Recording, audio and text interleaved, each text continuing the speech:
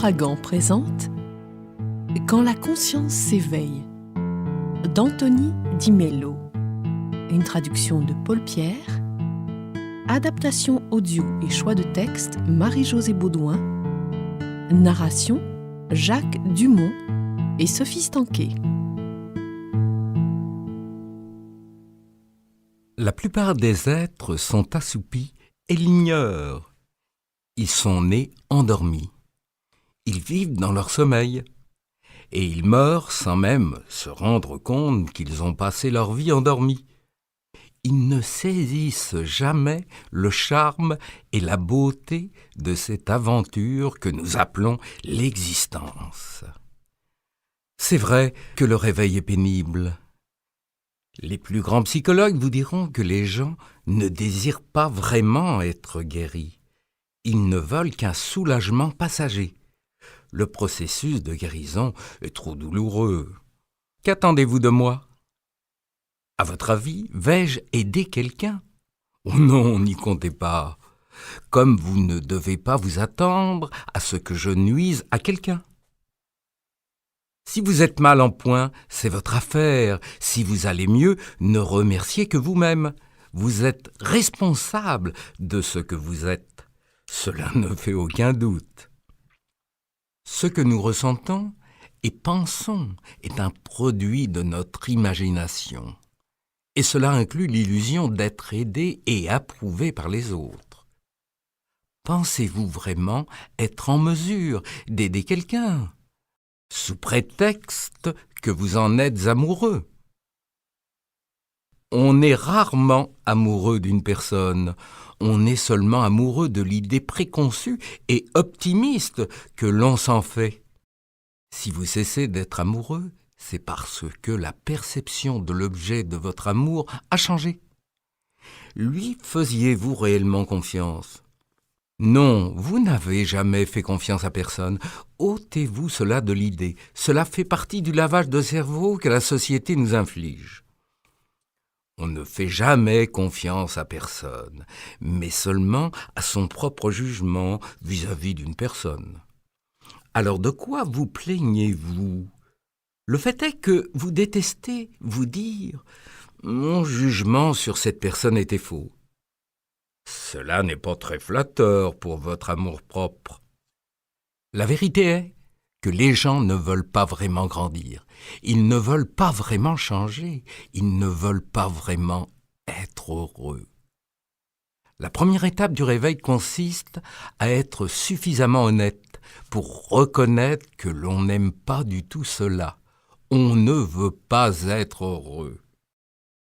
En fait, nous voulons un tas d'autres choses, ou plus précisément, nous ne voulons pas d'un bonheur inconditionnel. Je suis prêt à être heureux, à condition de posséder ceci et cela. Cela revient à dire, si je ne te possède pas, je refuse d'être heureux. Il est extrêmement important de comprendre cela. Nous ne pouvons imaginer le bonheur en dehors de ces conditions. Imaginez que quelqu'un nous montre comment aimer vraiment les autres, comment vivre dans la paix et dans l'amour. Existe-t-il une chose plus concrète au monde? Pourtant, il y a des gens qui sont persuadés que les affaires sont plus concrètes, que la politique est plus concrète, que la science est plus concrète. Quelle place tient la psychologie dans un cours de spiritualité? Rien n'est plus concret que la spiritualité. Je suis psychologue moi-même et pratique la psychothérapie. Et je vis un terrible conflit intérieur lorsque je dois choisir entre la psychologie et la spiritualité. Voici mon explication. Je n'ai compris que lorsque j'ai découvert que les gens devaient souffrir suffisamment dans le cadre d'une relation avant d'être déçus. N'est-ce pas une chose affreuse? Ils doivent souffrir suffisamment dans le cadre d'une relation pour être capables de se réveiller et de dire « j'en ai assez ». il existe certainement une vie meilleure que celle qui consiste à dépendre des autres émotionnellement. Quel est, dans ce cas, mon rôle ? La plupart des gens vont voir un psychologue ou un psychiatre pour trouver le soulagement, seulement le soulagement, à leur malaise existentiel, pas pour guérir vraiment. Voulez-vous que je vous donne un indice qui va vous aider à savoir si vous êtes en train de vous réveiller ? C'est lorsque vous vous demanderez à vous-même « Suis-je fou ou est-ce que tous les autres le sont ?» Vous êtes près de la vérité, car nous sommes tous fous. Des fous bons pour l'asile, la seule raison pour laquelle nous ne sommes pas tous dans des asiles d'aliénés est que nous sommes trop nombreux. Oui, nous sommes fous. Nous nous faisons des idées démentes sur l'amour, sur les relations, sur le bonheur, sur la joie, surtout. J'en suis arrivé à me dire que si tout le monde est d'accord sur une idée, on peut être sûr qu'elle est fausse. Toute idée neuve, toute grande idée a toujours été d'abord celle d'une minorité.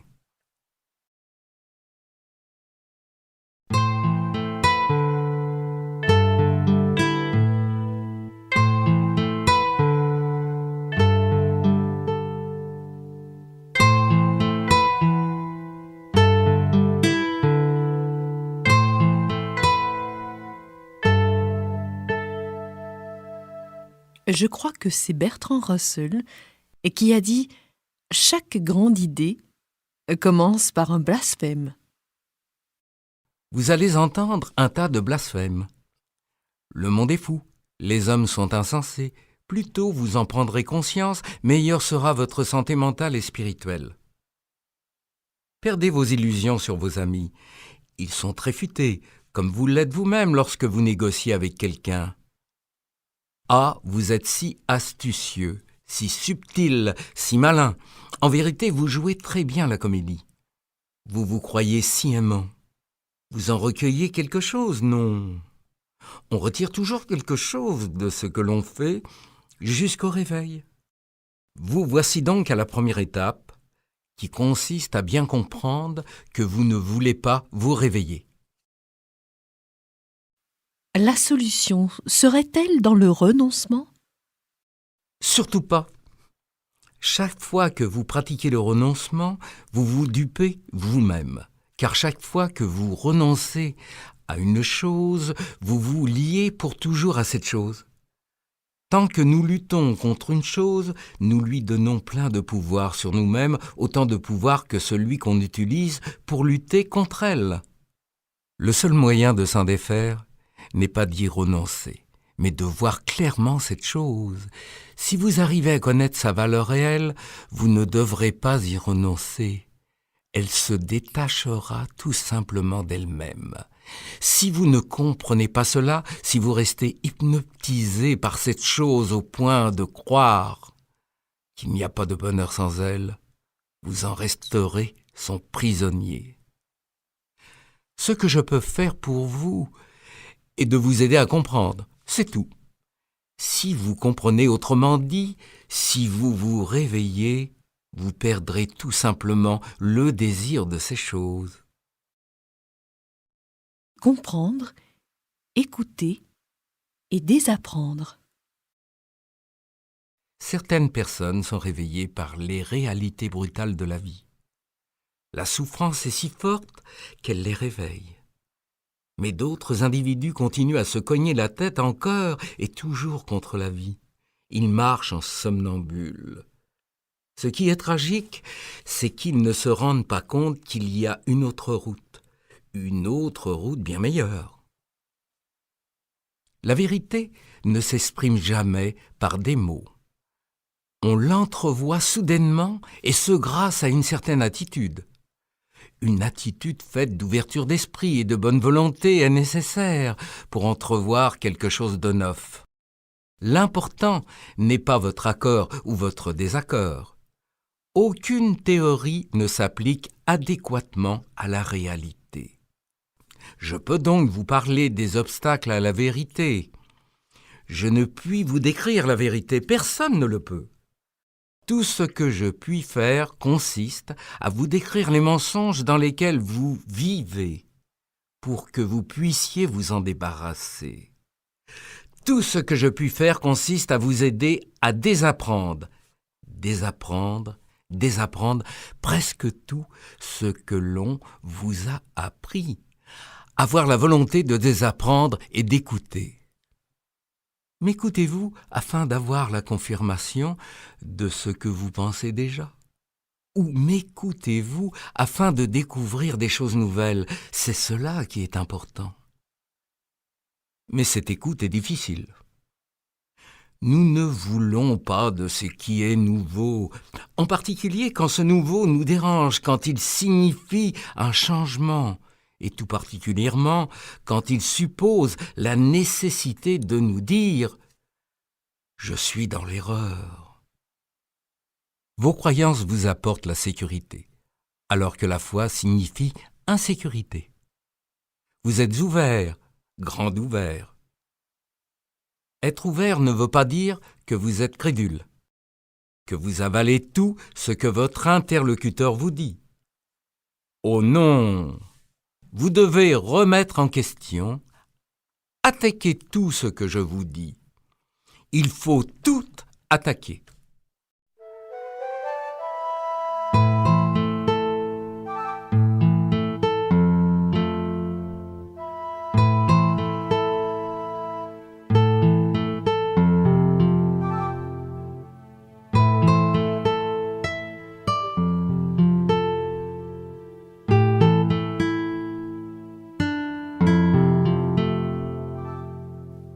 Souvenez-vous de ces belles paroles de Bouddha. Les moines et les érudits ne doivent pas accepter mes paroles parce qu'ils me respectent. Ils doivent les analyser comme un orfèvre examine l'or, en coupant, grattant, frottant et mélangeant. C'est vrai. Il existe en vous un tas de résistance contre ce réveil. Mais il faut être disponible, être prêt à comprendre, à écouter, à attaquer votre système de croyances. Pas seulement vos croyances religieuses, politiques, sociales, psychologiques, mais l'ensemble de vos croyances. Être prêt à les réévaluer toutes, comme Bouddha l'explique à l'aide de sa métaphore de l'orfèvre. Et que dire de la mascarade de la charité ? Trop souvent, la charité n'est rien d'autre que l'intérêt personnel, dissimulé sous le manteau de l'altruisme. On sait qu'il est très difficile d'accepter ces moments où vous n'êtes pas honnête lorsque vous essayez de vous montrer aimant ou confiant. En fait, nous jouons sur deux types d'égoïsme. Le premier est celui où je m'offre le plaisir de me faire plaisir. C'est ce qu'on appelle généralement l'égocentrisme. Le second est celui où je m'offre le plaisir de faire plaisir aux autres. Il s'agit là d'un égoïsme plus raffiné. Le premier égoïsme est tout à fait évident, alors que le second est dissimulé, très dissimulé, donc très dangereux. Ce qui laisse croire que nous sommes vraiment extraordinaires, alors que nous ne le sommes probablement pas. Vous protestez. C'est normal. On dit souvent que la vie est un banquet. Oui, la vie est un banquet. La tragédie réside dans le fait que la majeure partie du monde meurt de faim. Je connais une histoire à propos de naufragés à la dérive sur un radeau non loin des côtes brésiliennes. Ces gens mouraient de soif.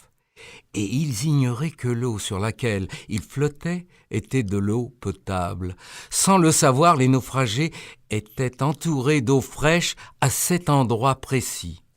De la même manière, nous sommes entourés de joie, de bonheur, d'amour. Et la plupart d'entre nous n'en avons pas la moindre idée. Pourquoi ? Parce que nous avons été soumis à un lavage de cerveau. Réveillez-vous. Remettez à neuf votre esprit, jetez un regard nouveau sur ceux qui vous entourent. Il n'est pas facile d'écouter quelqu'un qui s'attaque à des idées qui vous sont devenues si précieuses.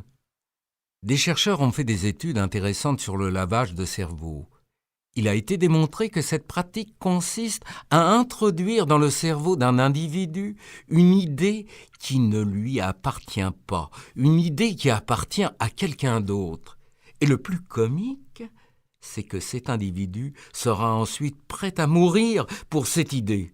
N'est-ce pas étrange ? Il est pratiquement impossible d'écouter un discours extérieur lorsqu'on réagit irrationnellement à propos d'une idée. Car on n'écoute qu'en fonction de la programmation, du conditionnement dont on a été victime. Nous interprétons ce que nous entendons. Nous avons tous notre point de vue sur les choses, et nous écoutons ce point de vue. Nous refusons de regarder, parce que voir nous obligerait peut-être à changer.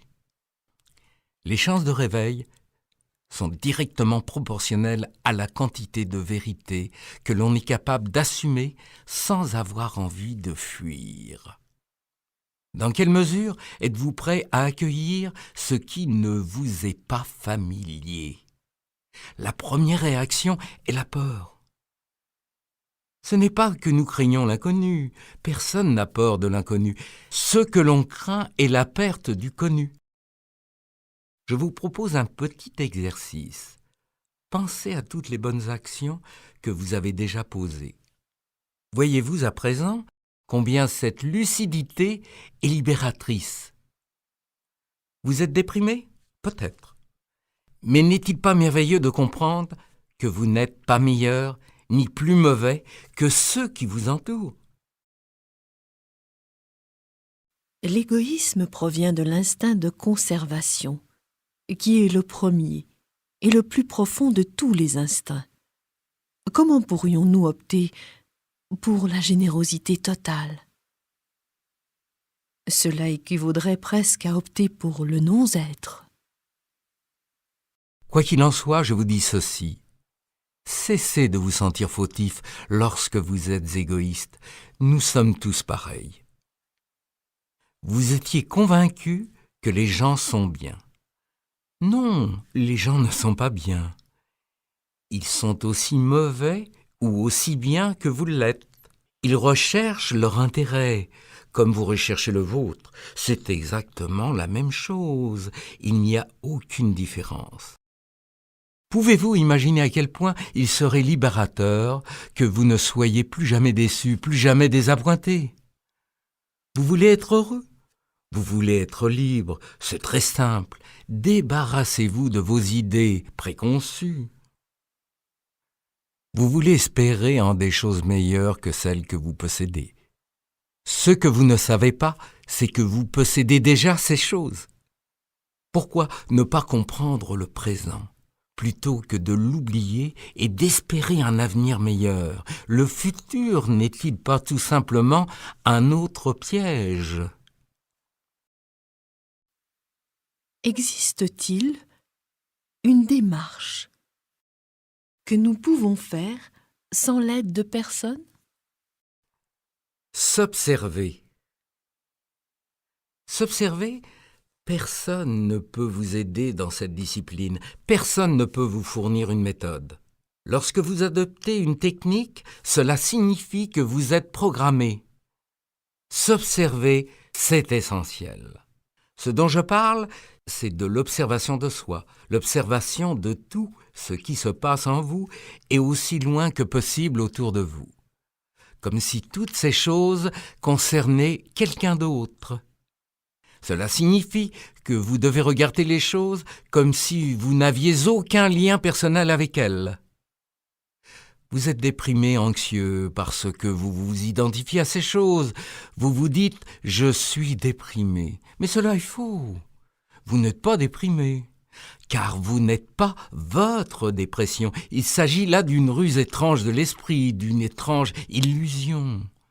Vous vous dupez vous-même en pensant que vous êtes votre dépression, que vous êtes votre angoisse, que vous êtes votre joie ou vos émotions. Vous êtes un observateur détaché. Je sais, c'est une attitude choquante, en particulier dans la culture occidentale. N'intervenez pas, n'arrangez rien, regardez, observez. Il ne vient jamais à l'esprit des gens que les choses n'ont pas besoin d'être arrangées. Vraiment pas. Comprendre cela est une grande illumination. Les choses doivent être comprises. Si vous les comprenez, elles changent. Nous voulons changer le monde. Mais comment y arriver? Par l'observation, par la compréhension, sans intervenir personnellement, sans porter de jugement. Lorsqu'on juge, on est capable de comprendre. D'ailleurs, comment pourriez-vous comprendre ce que vous désapprouvez ou approuvez? Il s'agit donc tout simplement d'observer, d'étudier, de regarder, sans le moindre désir de changer ce qui est. Le jour où vous serez capable d'adopter une telle attitude, vous aurez accompli un miracle. Vous changerez sans effort. Le changement se produira de lui-même. Mais tout cela demande un esprit discipliné. Lorsque je parle de discipline, je ne parle pas d'effort.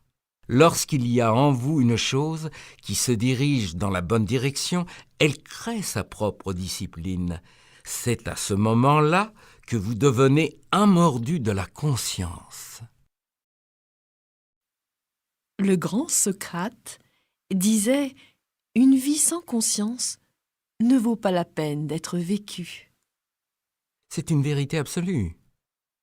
La plupart des gens ne vivent pas une vie consciente. Ils vivent une vie machinale, ont des pensées machinales, généralement celles des autres, des émotions machinales, des réactions machinales, et ils agissent machinalement. Il est important de savoir que la psychologie et la spiritualité ne résolvent pas vraiment nos problèmes. Elles remplacent nos problèmes par d'autres problèmes. Et il en sera ainsi jusqu'à ce que vous résolviez le problème qui s'appelle vous. Observez tout ce qui se passe en vous et autour de vous, comme si ces choses arrivaient à quelqu'un d'autre. J'aimerais vous parler du négativisme. Chaque fois que vous ressentez un sentiment négatif envers quelqu'un, vous vivez dans l'illusion. Ce qui vous arrive est inquiétant. Vous ne voyez plus la réalité. Quelque chose à l'intérieur de vous doit changer. Celui ou celle qui doit changer, c'est vous. Lorsque les sentiments négatifs s'installent en vous, vous devenez aveugle. Vous aviez déjà un problème et voici qu'un deuxième s'installe. La colère, le ressentiment ou la haine sont incapables de corriger une situation. Il n'est pas nécessaire d'être atteint émotionnellement pour se jeter dans l'action. L'absence d'émotion permet au contraire d'être très disponible. Le moi conditionné tue la disponibilité et il vous empêche de voir le problème avec objectivité et détachement. Certains d'entre vous se demandent s'il existe un champ neutre avant qu'un sentiment ne se transforme en attachement, avant que l'identification ne s'installe. Nous ne ressentons pas de souffrance lorsque nous perdons une chose ou un être auquel nous avons permis d'être libres. Notre souffrance veut dire que notre bonheur dépend de cette chose ou de cette personne. La dépendance. La question qui se pose est de savoir s'il est convenable de vivre une vie dans laquelle nous serions seuls, au point de ne plus dépendre de personne. En fait, nous dépendons les uns des autres dans plusieurs domaines. Nous dépendons du boucher, du boulanger, du fabricant de chandelles. Interdépendance, c'est parfait. La société est ainsi faite et différentes fonctions sont attribuées à des personnes, et ce, dans l'intérêt collectif. Mais dépendre psychologiquement ou émotionnellement de quelqu'un d'autre. Pour être heureux, c'est autre chose. Pensez-y bien, parce que si vous dépendez de quelqu'un d'autre, vous n'allez pas tarder à exiger de cet autre qu'il vous apporte le bonheur. Puis il y aura une autre étape, la peur d'être repoussé, peur d'être rejeté, contrôle mutuel. Lorsqu'il y a amour authentique, il n'y a ni exigence, ni attente, ni dépendance. Je n'exige pas que vous me rendiez heureux, car ce n'est pas en vous que mon bonheur repose. Si vous me quittiez, je ne me sentirais pas triste. J'aime énormément votre compagnie, mais je ne m'y accroche pas. Je jouis de cette compagnie sur une base libérée de tout lien. Ce qui m'enchante, c'est une sorte de mélodie en votre présence qui ne s'arrêtera pas de jouer si vous partez. Elle ne s'arrêtera jamais. La solitude n'est pas guérie par la compagnie humaine. Elle est guérie par le contact avec la réalité. Pensez à la solitude qui est la vôtre. Une quelconque compagnie humaine pourra-t-elle jamais la combler ? Cette compagnie pourra tout au plus servir à vous en distraire. Il y a en vous un vide, n'est-ce pas ? Et lorsque le vide fait surface, que faites-vous ? Vous fuyez, mais le vide est toujours en vous.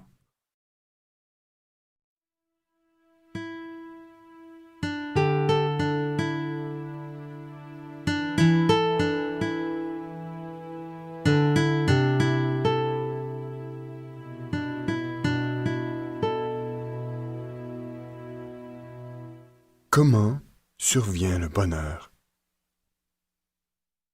Lorsque les illusions commenceront à tomber, vous connaîtrez alors un état qui ne peut être décrit, le bonheur.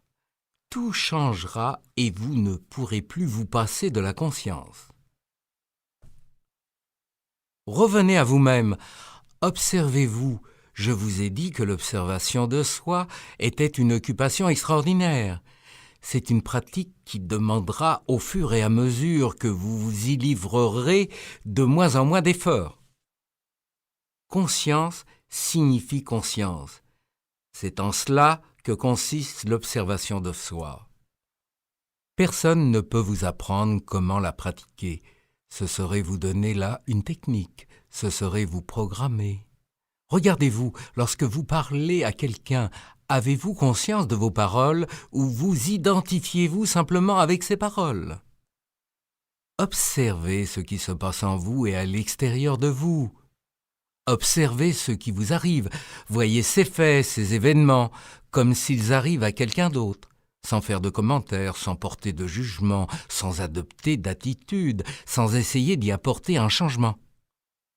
Efforcez-vous de comprendre, tandis que vous vous livrerez à cet exercice, vous vous apercevrez que vous vous dépersonnalisez petit à petit de votre moi. Je ne connais pas d'autre moyen d'arriver à la conscience. On ne peut changer que ce que l'on comprend. On commence tout doucement à voir des choses. Les illusions tombent, les fantasmes s'effritent et on entre progressivement en contact avec les faits. Débarrassez-vous de votre hantise de l'échec, de ce besoin maladif de réussir, et vous deviendrez vous-même. Il n'y a qu'une seule raison pour laquelle vous ne connaissez pas ce que nous nommons en Inde Anand, c'est-à-dire la béatitude. La seule raison pour laquelle vous ne connaissez pas en ce moment la béatitude, c'est que vous êtes concentré sur ce que vous ne possédez pas. Alors vous avez en ce moment même tout ce qu'il faut pour connaître la béatitude.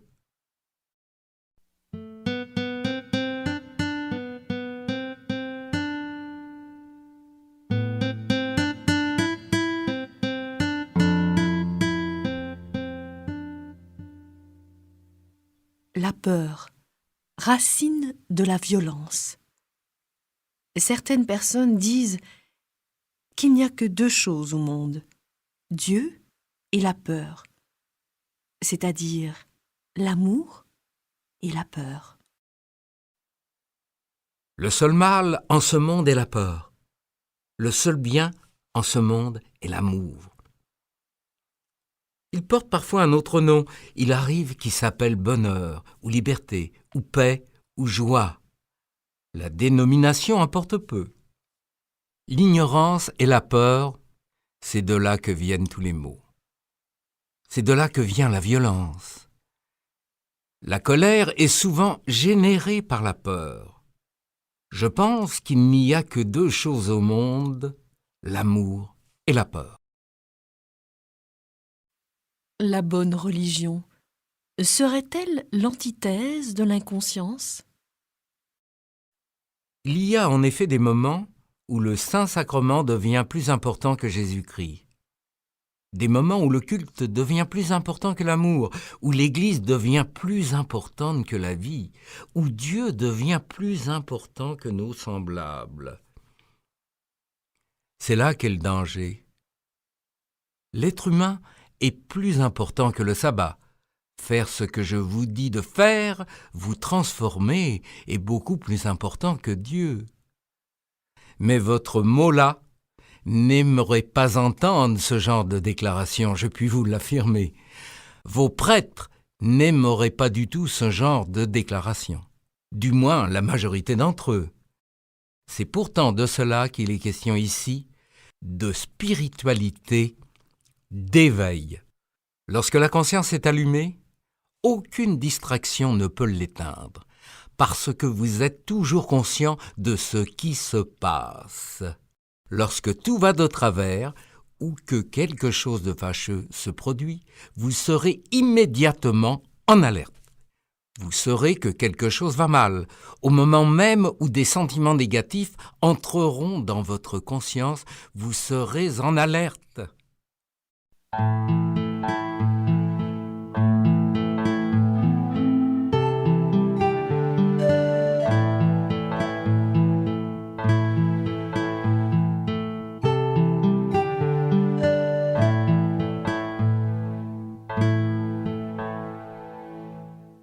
Les étiquettes. Les maîtres zen japonais disent « Ne cherchez pas la vérité. Contentez-vous de laisser tomber vos opinions. » Laissez tomber vos théories. Ne cherchez pas la vérité. La vérité n'est pas une chose que l'on doit chercher. Lorsque vous cesserez d'avoir des opinions, vous serez. Ce que je veux dire par étiquette, toutes les étiquettes qu'il vous est possible de concevoir, sauf peut-être celle d'être humain. Je suis un être humain. Êtes-vous vos vêtements? Êtes-vous votre nom? Êtes-vous votre profession? Cessez de vous identifier à tout cela. Ces choses-là peuvent changer. Lorsque vous comprendrez vraiment cela, aucune critique ne pourra plus vous atteindre, et il en sera ainsi des flatteries et des louanges. Un grand nombre de gens sont habités par des sentiments négatifs dont ils ne sont pas conscients. On ne peut se battre contre un cancer que l'on ignore. Le bonheur est un état naturel. Il n'y a rien à faire pour acquérir ce bonheur, car il ne peut être acquis. Parce que nous le possédons déjà. Comment pourrions-nous acquérir ce que nous possédons déjà? Et puisque nous le possédons, pourquoi ne pas l'utiliser? Parce que pour l'utiliser, nous devons laisser tomber nos illusions, nos préjugés. Il n'est pas nécessaire d'ajouter quoi que ce soit à nos vies pour être heureux. La vie est facile. Elle n'est dure que par votre cupidité, vos désirs insatiables, votre identification à une série d'étiquettes. Un grand nombre de gens sont habités par des sentiments négatifs dont ils ne sont pas conscients. On ne peut se battre contre un cancer que l'on ignore. La première chose à faire est de prendre conscience de vos sentiments négatifs. La deuxième étape est de comprendre que le sentiment ressenti est en vous, pas dans la réalité. Les sentiments négatifs sont en nous. Il n'y a aucun être sur Terre qui soit capable de vous rendre malheureux. Il n'y a aucun événement qui ait le pouvoir de vous blesser ou de vous inquiéter. Ni les événements, ni les circonstances, ni les contingences, ni les gens ne possèdent ce pouvoir. Imaginons que la pluie ruine le pique-nique que vous avez organisé. Qui ressent des sentiments négatifs ? La pluie ou vous ? Qui cause ces sentiments négatifs ? La pluie ou votre réaction ? Il ne faut jamais vous identifier à un sentiment. Ne définissez pas votre moi en fonction d'un sentiment. Ne dites pas « je suis déprimé ».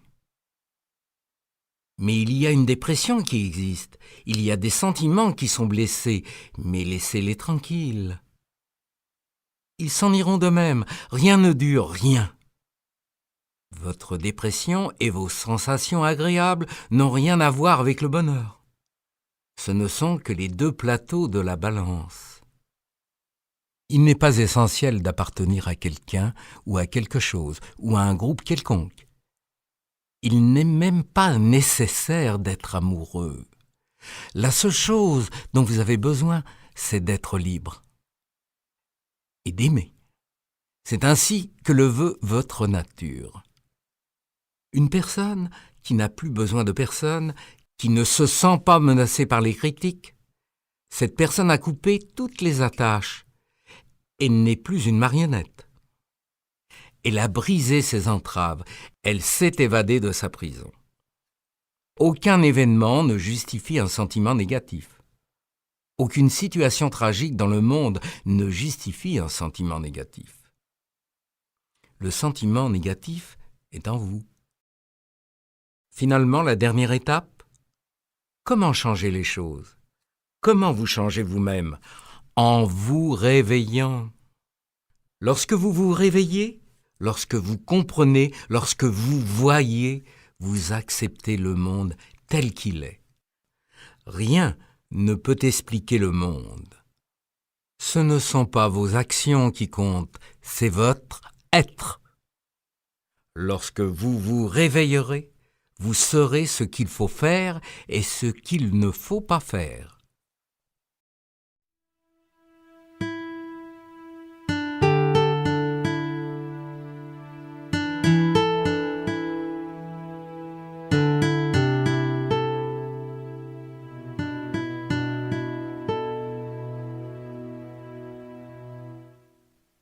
Hélas, on fait un grand nombre de discours sur la nécessité de changer le monde, mais on en fait très peu sur le réveil.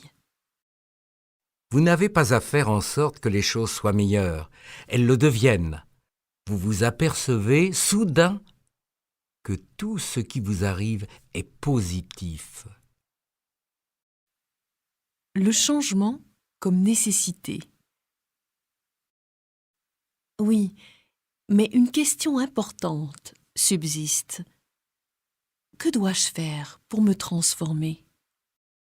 J'ai une très bonne surprise pour vous. Vous n'avez rien à faire. Plus vous en feriez, plus cela compliquerait le processus. La seule chose à faire est de comprendre. Voyez ce qui se passe en vous. Faites sortir le dictateur qui est en vous. Vous pensiez être un agneau, dites-vous ? Non, vous êtes un tyran. Dire non aux autres est merveilleux. C'est vivre sa vie comme on l'entend. Comprenez bien que cette attitude n'est pas égoïste.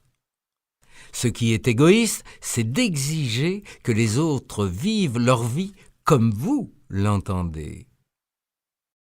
Le réveil sera une surprise, car vous saurez exactement ce qu'il convient de faire dans une situation donnée, en fonction de votre tempérament et de votre caractère, et en tenant compte du tempérament et du caractère de la personne à laquelle vous avez affaire. Personne n'aura à vous donner de conseils. Les gens se montrent toujours curieux de savoir ce qui va arriver lorsqu'ils seront enfin arrivés au but? S'agit-il là de simple curiosité? Ils ne cessent de demander comment cet état d'éveil va s'insérer dans le système. On ne peut décrire cet état. En Orient, on a coutume de dire « ceux qui savent ne disent rien, ceux qui disent ne savent rien ». On ne peut parler de l'éveil, on ne peut parler que de l'état contraire. Le gourou ne peut vous révéler la vérité. La vérité ne peut être mise en mots. Elle ne peut être mise en formule. Ce ne serait plus la vérité. C'est dans la conscience qu'est la guérison. C'est dans la conscience qu'est la vérité. C'est dans la conscience qu'est le salut. C'est dans la conscience qu'est la spiritualité.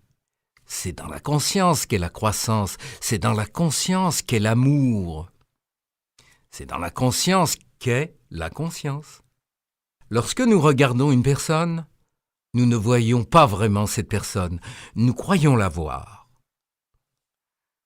Ce que nous voyons est un être que nous avons installé dans notre esprit. Nous avons une impression et nous continuons à regarder cette personne à travers cette impression. Nous faisons cela avec tout ce qui nous entoure.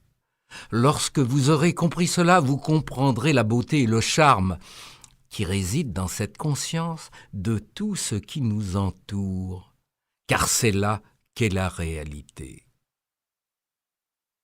Le désir, abordé dans son sens le plus sain, signifie énergie, et plus cette énergie est forte, mieux nous nous portons.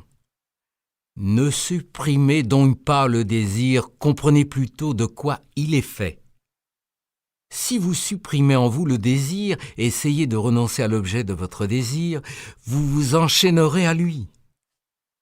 Lorsque vous traversez la vie avec des préférences, sans autoriser aucune d'elles à être la condition de votre bonheur, cela signifie que vous vous dirigez vers le réveil total. L'éveil ou le bonheur, appelez ça comme vous le voudrez. Les exemples d'illusions abondent. Parlons par exemple de l'illusion, de l'erreur de jugement qui consiste à croire qu'en changeant le monde extérieur, vous changerez. Croire cela équivaut à croire que l'on change d'écriture en changeant de crayon, ou que l'on modifie sa capacité de réfléchir en changeant de chapeau. Lorsqu'on s'accroche aux illusions, on détruit la vie. Lorsqu'on s'attache à quoi que ce soit, on cesse de vivre. On ne se débarrasse de ces illusions que lorsqu'on comprend de quoi elles sont faites. Comprenez aussi que l'exaltation et les sensations agréables n'ont rien à voir avec le bonheur. Une autre illusion consiste à croire que quelqu'un d'autre peut agir à votre place, qu'un quelconque sauveur ou un gourou ou un professeur peut agir à votre place. Le gourou le plus accompli ne peut faire un seul pas à votre place. C'est vous qui devez agir, personne ne peut vous aider. Une autre illusion vous amène à penser qu'il est nécessaire d'être respectable, aimé, apprécié, d'être important. C'est faux. Laissez tomber cette illusion et vous trouverez le bonheur. Nous avons un besoin viscéral d'être libre, un besoin viscéral d'aimer, non d'être aimé. Certaines perceptions ont des conséquences dévastatrices en matière d'amour et de relations humaines. Une relation devrait certainement entraîner deux choses, la clarté de la perception et la précision de la réaction. On n'est plus susceptible de réagir avec précision quand on perçoit clairement. Voit-on réellement une personne dont on a peur et qu'on déteste par surcroît? On déteste toujours ce dont on a peur. Alors pourquoi devient-on amoureux? Pourquoi tombe-t-on amoureux d'une personne plutôt que d'une autre? Il y a dans notre subconscient une image qui correspond au type de personne qui nous séduit, nous attire. En conséquence, lorsque nous rencontrons un être qui colle à cette image, nous en tombons éperdument amoureux. Mais avons-nous vraiment vu cette personne ? Non, nous ne la verrons qu'après une certaine période de vie commune. C'est alors là que nous verrons clair. Mais c'est peut-être à ce moment-là que le véritable amour pourra commencer. Tomber amoureux n'a rien à voir avec l'amour. Ce n'est pas l'amour, c'est du désir, un désir brûlant. Les idées fragmentent la vision. Si les idées fragmentent la vision et la connaissance de la réalité, les mots ne peuvent vous donner la réalité. Ils ne font que désigner, indiquer. Ce sont des signaux permettant d'arriver à la réalité. Pour connaître la réalité, il faut connaître au-delà de la connaissance. Vous devez prendre conscience de la réalité qui vous entoure. Être conscient signifie regarder, observer ce qui se passe en vous et autour de vous. Comme il serait triste de parcourir la vie sans jamais la voir avec des yeux d'enfant. Ce qui ne veut pas dire qu'il faut laisser tomber tous les concepts. Ceux-ci peuvent être très précieux.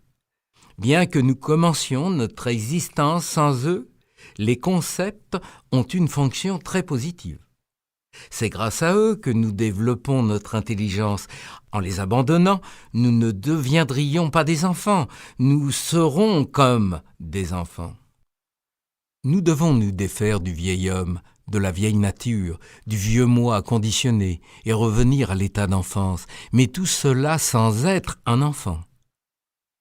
Ensuite, avec notre volonté et un peu de chance, l'émerveillement reprend sa place. Nous croyons que nous savons. C'est là notre tragédie, car cela nous empêche de découvrir.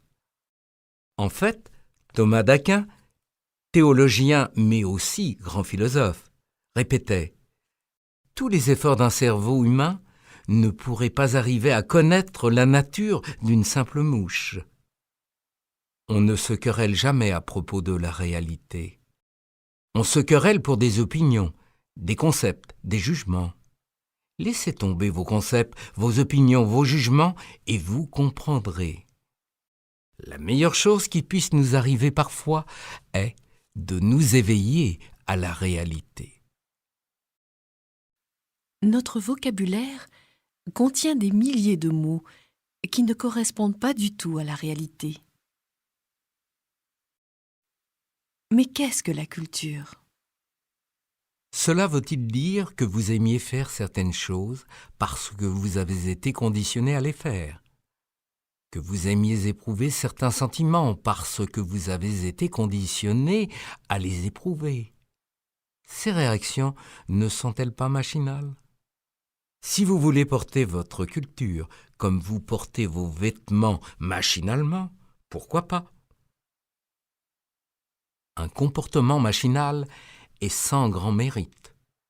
La beauté d'une action ne procède pas de l'habitude que l'on a de la poser, mais de la sensibilité, de la conscience, de la clarté, de la perception et de la précision de la réaction qui nous habite lorsqu'on la pose. Si vous avez eu des problèmes avec quelqu'un en particulier, ou si vous avez été mordu par un chien, ou si vous avez été malade, après avoir absorbé un certain type de nourriture, vous resterez marqué toute votre vie par cette mésaventure. C'est très regrettable. Il faut que vous vous débarrassiez de ce sentiment. Ne vous laissez pas encombrer par les mauvais souvenirs. En fait, ne vous laissez pas non plus encombrer par les bons. Apprenez à vivre pleinement le présent, puis oubliez-le. Vous vous sentirez ainsi libre. Chaque peur, chaque cellule de notre organisme nous disent ce qu'est la réalité. Mais nous ne cessons de filtrer ces informations. On filtre tellement que parfois on ne voit plus ce qui nous entoure. On ne cesse d'interpréter la réalité en fonction d'expériences passées ou d'un conditionnement. Mais il existe un autre mal qui filtre lui aussi, c'est l'attachement, le désir, le besoin incoercible. La source de la tristesse est dans le besoin. Le besoin déforme et détruit la perception. Les peurs et les désirs nous obsèdent. Ce qui est appelé réussite par un groupe d'individus, un autre groupe peut appeler échec cette même réussite. Tout est subordonné aux conventions. Mais nous traitons ces conventions comme des réalités. Notre culture, notre société, et je suis désolé de vous dire cela, même nos religions, nous ont donné aucun modèle. Il faut se déprogrammer. Et vous ne changerez qu'en prenant conscience, en comprenant qui vous êtes et ceux qui vous entourent. Le seul moyen de changer est de changer votre compréhension des choses. Nous sommes programmés, conditionnés. Combien il serait libérateur d'être débarrassé de toute dépendance émotionnelle ou matérielle. Si vous pouviez vraiment comprendre cela, ne fût-ce que quelques secondes, vous vous évaderiez de votre prison et apercevriez le ciel. Et peut-être un jour seriez-vous capable de voler. Si malheureusement, nous vivons en aveugle, incapables de voir objectivement l'objet de notre attachement, l'amour véritable entraîne la clarté de la perception et l'objectivité. Rien n'est plus clairvoyant que l'amour. Le cœur qui aime est doux et sensible. Mais lorsqu'on s'acharne à vouloir posséder ceci ou cela, on devient cruel, dur, insensible. Comment pourrait-on aimer quelqu'un dont on a besoin ? On ne peut que l'utiliser.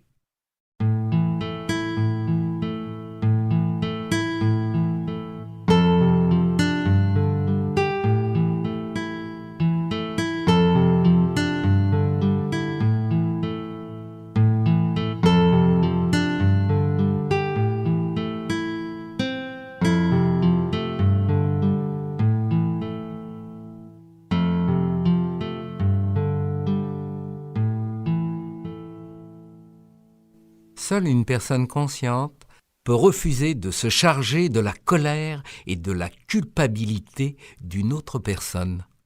Pourquoi éprouverais-je un sentiment désagréable ? Pour une chose qui ne me concerne pas, qu'elle soit bonne ou mauvaise. Personne n'agit mal consciemment.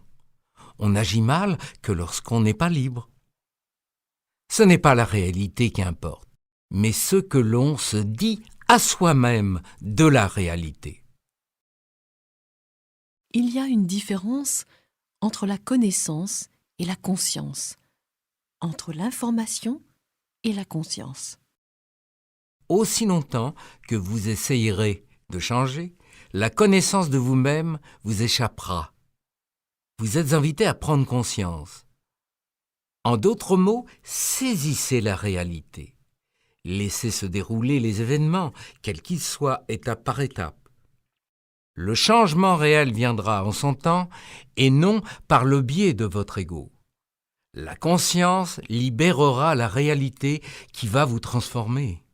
Cela peut sembler étrange dans une culture où nous avons été formés pour remplir des objectifs, pour réussir, alors qu'en fait, il n'est pas nécessaire d'aller où que ce soit, puisqu'on y est déjà.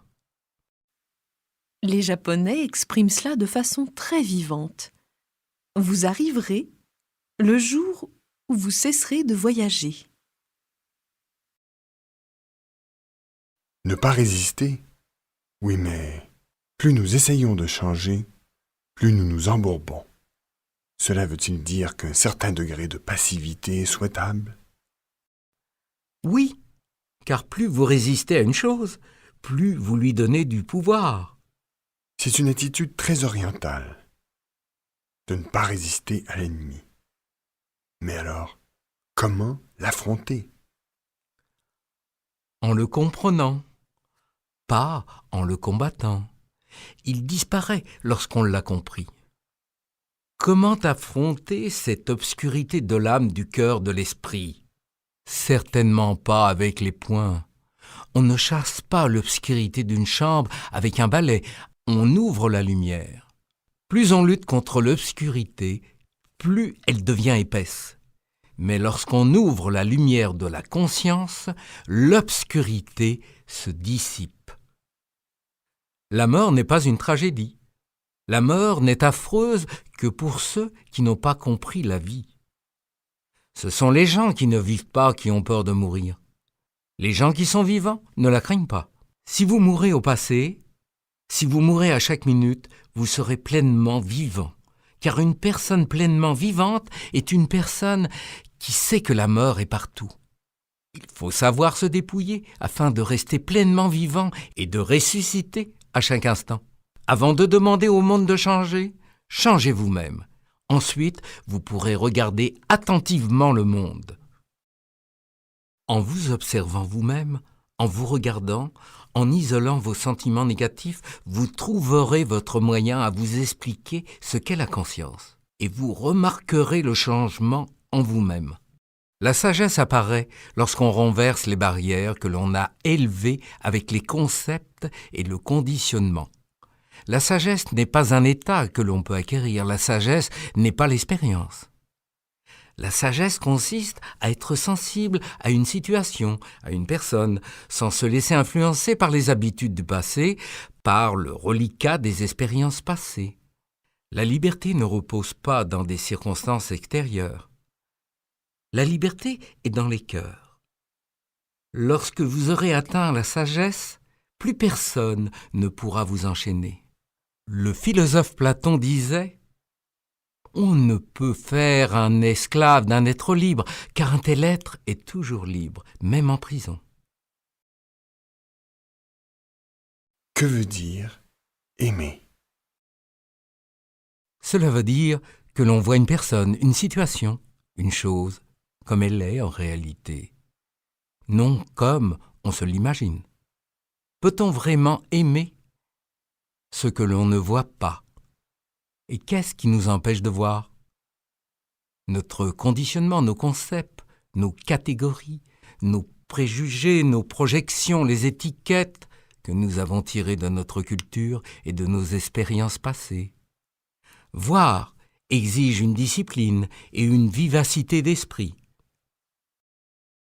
Une personne qui ne marche plus au son des tambours de la société et qui danse sur la musique qui jaillit d'elle-même, voilà une excellente définition de l'être éveillé. Elle sait voir et aimer. Apprenez à aimer la nourriture de la vie, le plaisir des sens et le plaisir de l'esprit. Lorsqu'on profite intensément d'une chose, on se contente de très peu. Alors soyez moins agités, goûtez, sentez, permettez à vos sens de revenir à la vie. Alors, un miracle se produira. Cette étape est extrêmement importante dans le processus de changement qui surviendra de lui-même. Saint Ignace, le fondateur de mon ordre religieux, avait une très belle expression. Il appelait cela « goûter et sentir la vérité ». Il ne disait pas savoir, mais goûter et sentir. Lorsque cela vous arrive, vous changez. Lorsque vous n'avez pas qu'une connaissance mentale de cette possibilité, vous ne le pouvez pas.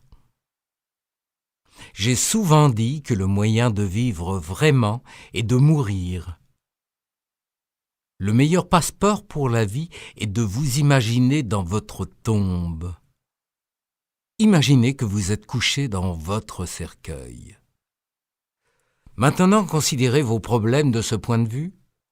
Cela change tout, n'est-ce pas? Quelle belle méditation! C'est peut-être difficile à croire, mais vous allez devenir plus vivant. Si je ne puis vous convaincre de regarder autre chose que vos petites croyances et convictions pour regarder un autre monde, cela veut dire que vous êtes mort. que vous êtes tout à fait mort. Vous êtes assis dans votre petite prison où vous avez peur de perdre votre religion, vos amis, vos possessions. La vie appartient aux joueurs, c'est comme ça. C'est fou comme notre vie est courte. Un poète italien disait « Notre existence ne dure que le temps d'un éclair. Le soir tombe, puis c'est la nuit pour toujours. La vie n'est qu'un éclair, et nous la gaspillons. » Concernant la terre de l'amour, si vous souhaitez aimer, je vous dirai de réapprendre à voir. Mais pour voir, il vous faudra abandonner vos dépendances. Déchirez les tentacules de la société qui vous enveloppe et vous étouffe. Vous devez les secouer. Vu de l'extérieur, tout va se dérouler comme par le passé. Mais dans votre cœur, vous serez enfin libre. C'est dans cette solitude que votre dépendance mourra et que naîtra votre capacité d'aimer. Vous ne considérerez plus les autres comme des moyens de satisfaire vos besoins. Si vous pouvez rester dans cette solitude pendant quelque temps, le désert fleurira soudain, et vous n'y verrez plus que de l'amour. Votre cœur sera rempli de musique, et le printemps sera là pour toujours. Vos attaches se volatiliseront. Vous serez libre, puis vous comprendrez ce qu'est la liberté, l'amour, le bonheur, la réalité, la vérité, l'état de grâce. On n'acquiert pas le bonheur, on ne fabrique pas l'amour, on ne possède pas l'amour, c'est l'amour qui vous possède.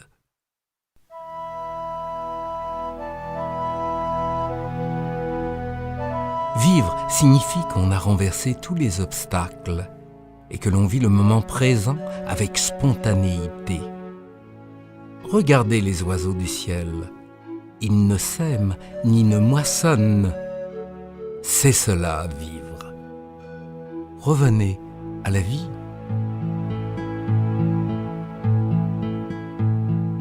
On ne possède ni le vent, ni les étoiles, ni la pluie. On ne possède ni ces éléments, ni ces astres. On s'abandonne